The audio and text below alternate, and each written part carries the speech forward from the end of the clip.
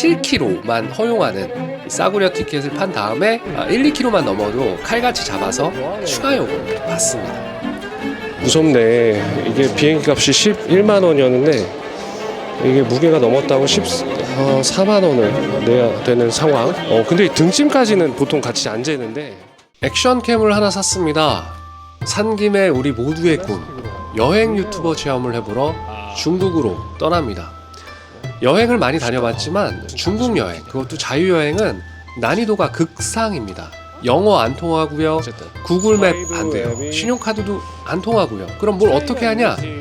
제가 액션캠으로 찍어온 이 영상을 다 보고 나시면 여러분도 그 빡빡한 패키지 여행이 아니라 자유로운 중국 여행을 마음껏 누리실 수 있습니다. 자, 그럼 상황별 중국 자유여행 대처 방법 액션! 비행기. 생각보다 중국으로 떠나시는 단체 여행객이 엄청나게 많습니다. 공항 빨리 가셔서 이분들 앞에 서시는 게 좋을 것 같습니다. 뒤에 서면 한참 기다려야 되니까요. 그 중국 비행기표 끊을 때 제일 헷갈리는 게 직항 탈지, 또 경유 탈지가 엄청나게 머리 아픕니다. 직항이 편하긴 하지만 중국 내륙의 깊숙한 곳으로 가시려면 경유 한 번쯤 하는 거 추천드립니다. 일단 중국 항공사의 항공기는 약간 이 관광버스 느낌이 나긴 하지만 티켓 가격이 경유 포함하면 한 10만 원대로 엄청나게 저렴해지고 기내 수화물도 5kg, 거기에다가 이제 붙이는 짐 위탁 수화물도 12kg로 넉넉한데, 여기서 에어아시아나 이스타항공 선택하시는 분들은 조금 조심하셔야 됩니다.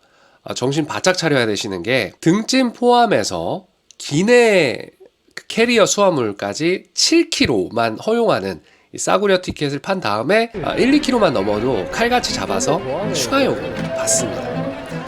저도 한국에 돌아올 때 에어아시아를 이용했는데 완전 빡세게 검사를 하는군요. 이거 진짜 무섭네. 이게 비행기 값이 11만 원이었는데 이게 무게가 넘었다고 14만 원을 내야 되는 상황. 근데 등짐까지는 보통 같이 안 재는데 내느냐고 14만 원을 썼어. 이게 말이 안 되는데. 거기 주머니에다 좀 집어넣고 하면 3, 4kg 정도는 쉽게. 그리고 에어아시아나 이런 거 이용하시는 분들은 온라인 체크인 잊지 마십시오. 오버부킹 났다 이러면 또 뭐 수수료 더 내야 된다 이러면 막 혈압 터집니다. 그래서 온라인 체크인 꼭 하시기 바라고요. 저는 환승해서 광저우를 갔는데 청도 국제공항에서 환승을 했습니다. 근데 여기서 좀 주의할 점은 입국 심사를 이제 환승하는 공항에서 한 다음에 짐을 모두 싹 찾은 다음에 중국 국내선, 도메스틱 국내선 공항으로 가야 된다는 점입니다. 국제선 비행기에 내려서 꼭 밖으로 나가시는 분들이 있는데 그럼 굉장히 고생합니다. 이 국제선에서 바로 나오자마자 국내선으로 가는 통로가 바로 건물이 연결되어 있으니까 절대 밖으로 나가시지 마시고요. 한글도 잘 되어 있기 때문에 큰 어려움이 없으실 걸로 생각이 됩니다. 오히려 굉장히 당황스러웠던 거는 입국 심사를 할 때 내 10손가락의 지문을 모두 채취를 하고 얼굴도 한번 스캐닝을 한다는 점입니다. 아니 뭐 이게 내 주민등록증 발급하러 온 것도 아닌데 이거 좀 너무 심한 거 아니야? 라고 생각하시면 안 되는 게 여기 공산주의 국가입니다. 여기 중국이에요. 몸수색도 그냥 간단하게 하는 게 아니라 약간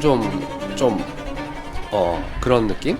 보안 검색을 받고 나왔는데 와 빡세네. 생각보다 몸을 엄청 샅샅이 되게 뒤지네요. 뭔가 또 아저씨가 사기자는 줄 알았네. 그래도 중국 공항이 이제 환승하는데 좀 편리하고 의리의리하고 볼 것도 좀 많고 그랬거든요. 그리고 영어로 물어봐도 의사소통이 어느 정도 가능했고 친절했단 말이죠. 그런데 이렇게 짐 검사할 때마다 여기가 진짜 공산주의 국가구나라는 걸 확실하게 느끼실 수 있을 겁니다. 그래서 결론은 환승하시려면 환승 시간을 조금 넉넉하게 세팅을 하셔서 마음 비우고 내려놓고 마음 편하게 구경하고 그냥 물 흐르는 대로 공산당에게 내 몸을 맡기되 이 정신은 우리 민주주의의 소중함을 느낄 수 있는 그런 체험을 하고 오시면 될 것 같습니다. 중국 공항이 생각보다 좋구나. 이게 되게 후질 줄 알았는데. 아, 뭐 나는 뭐 잘 모르겠고 그냥 중국 가서 택시나 타야겠다. 이렇게 생각하시는 분들 많으실 겁니다. 그런데 세상이 그렇게 만만치가 않습니다. 택시를 이용하시려면 기본적으로 목적지를 어딘지 알려줘야 되는데 한자로 종이에 적어서 보여주거나 휴대폰 메모장에 복붙해서 준비를 해두셔야 됩니다. 이 중국 사람들은 영어라는 거를 진짜 ABC조차도 모르는 사람들이 많습니다. 왜냐하면 이분들이 태어나서 죽을 때까지 영어를 쓸 일이 전혀 없습니다. 특히 인터넷 접속해도 해외로 나가는 사이트 접속이 차단되어 있어요. 이분들이 사는 세상은 오로지 중국에 의한, 중국을 위한 공산주의 사회가 전부 다이기 때문에 영어 절대 못합니다. 그래서 휴대폰이나 종이에 중국어 주소를 직접 보여주면 다 될 줄 알았죠, 저도. 그러면 이제 택시 기사들이 아주 천연덕스럽게 번역기를 꺼내서 흥정을 하기 시작합니다. 그럼 뭐 나라고 뭐 가만히 있을 줄 알았나? 나도 뭐 팝하고 막 다 오프라인팩 깔아왔고 구글 번역 앱 다 깔아왔는데 딱 그걸로 이제 흥정을 시작하는 거죠. 그런데 뭐 이거 뭐 밤도 좀 늦었고 좀 이렇게 늦기도 했고 그리고 결론적으로 택시기사들이 원하는 건 돈을 조금 더 달라는 얘기입니다. 그래서 그냥 가자, 귀찮으니까 빨리 그냥 가서 쉬고 싶으니까 돈 더 줄게. 오케이. 호구당하고 뭐 고생하느니 가는 게 낫지. 이상하네. 왜냐면 숙박비가 2만 원인데 일단 택시비는 10,000원이야. 그래서 목적지에 딱 도착을 했는데 여기서 이제 신용카드 딱 내면은 안 됩니다. 안 돼요. 알리페이, 위챗페이, QR코드를 결제를 해야 되는데 이거 뭐 미리 안 깔아갖고 또 거기에다가 현금도 없으면 진짜 두드려 맞는 거 아니냐라는 생각이 들 정도로 좀 무서운데 이 신용카드 안 돼요. 무조건 알리페이, 위챗페이 꼭 미리 깔아서 카드 등록까지 딱 해서 가십시오. 제가 자세히 보기란에 설정하는 방법 링크를 걸어놨습니다. 그래서 어떤 유튜버는 뭐 중국에 돈 안 들고 가도 된다 이렇게 말씀하시는데 비상 상황을 좀 대비해서 현금도 좀 준비하시는 게 좋을 것 같습니다. 또 이왕이면 택시 타실 거면 카카오 해외 서비스나 뭐 디디 추싱이라는 중국 콜택시 앱이 있는데 카카오하고 똑같고요. 비용도 아끼고 또 불필요하게 뭐 돈 더 달라고 흥정할 필요도 없으니까 편리하실 겁니다. 디디 추싱 사용 방법도 제가 자세히 보기란에 넣어놨습니다. 그리고 걱정하실 필요가 없는 게 중국은 생각보다 안전합니다. 우리가 가는 도시들, 일선 도시들은 베이징, 뭐 상하이, 뭐 이런 도시들은 공안 형님들이 그 눈에 불을 켜고 감시를 많이 하기 때문에, 그리고 여기가 공산주의 사회입니다. 그래서 크게 걱정하지 않으셔도 되고, 중국 공산당 경찰들은 한국 경찰처럼 이렇게 친절하진 않습니다. 그래서 이 부분 참고하시면 택시 타는데 큰 도움이 되실 겁니다. 대중교통 이용 방법. 아직까지 정신이 영롱하시다면, 디지털에 큰 부담이 없으시다면 알리페이로 대중교통을 단돈 몇백 원에 자유롭게 이용하는 걸 강력 추천드립니다. 저는 처음 생각했을 때 알리페이 그 QR을 그냥 대충 뭐 버스에다가 그냥 대충 뭐 지하철 입구에다가 대면 되는 거 아닌가 이렇게 생각했는데 또 그렇게 쉽지는 않더라고요. 차라리 돈을 넣으면 될 거 아니야. 근데 지금 돈이 너무 커서 낼 수가 없어. 일단 조용히 있어야지. 떼붙이 쌩쌩.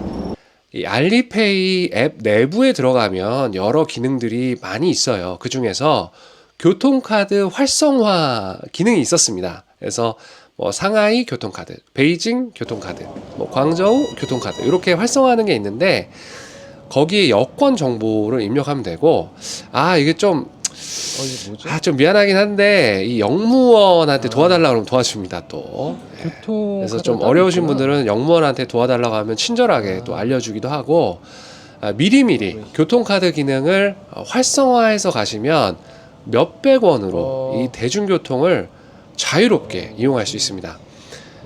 이 교통카드 활성화 방법은 자세히 보기란에 링크를 넣어놨으니까 참조하시고요.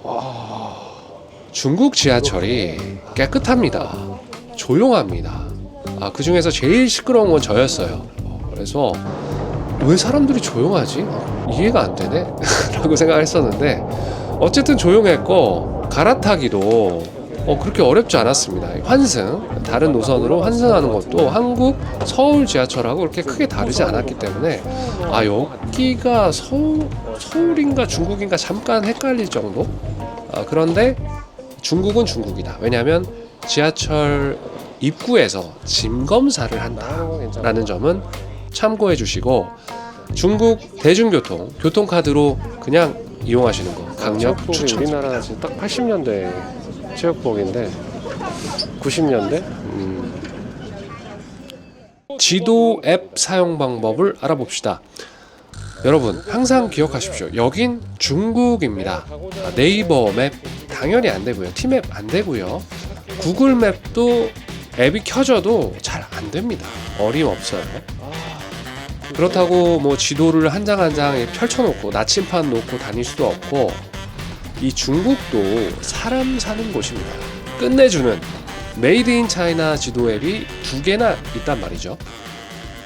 바이두, 고덕 지도 다 들어보셨을 텐데 문제는 전부 다 한자로 되어 있어서 이거 뭐 볼 수도 쓸 수도 없다는 점입니다. 그럼 어떻게 하냐?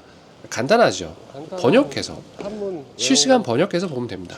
갤럭시 휴대폰을 쓰시면 지도 딱 띄워놓고 홈 버튼을 길게 누르면 번역 버튼이 바로 나옵니다. 눌러서 한글로 보시면 이거 뭐 네이버 지도하고 큰 차이가 없구나 라는 걸 이해하실 수 있을 겁니다. 아이폰 어떻게 하냐? 아이폰은 조금 번거로운데요. 화면 한번 캡처하고 그걸 다시 팝하고 이미지 번역하시면 되겠습니다. 가장 좋은 방법은 한자를 조금 이해하시면 그냥 그 상태 그대로 이용하기에도 크게 무리가 없다는 점입니다. 그리고 가장 중요한 건 목적지 입력인데 한자로 직접 입력할 수는 없잖아요.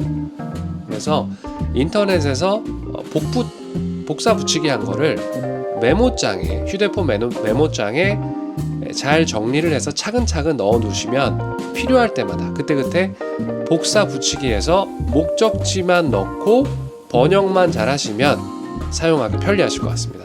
근데 조금 주의하셔야 되는 게 이게 아무래도 메이드 인 차이나다 보니까 가끔 잘못 따라가면 차도 나오고 그러거든요. 조금 이 중국은 차 진짜 조심하셔야 됩니다. 그리고 바이두나 고덕지도 사용 방법은 자세히 보기란에 링크 넣어놨으니까 참조해 주시기 바라고요.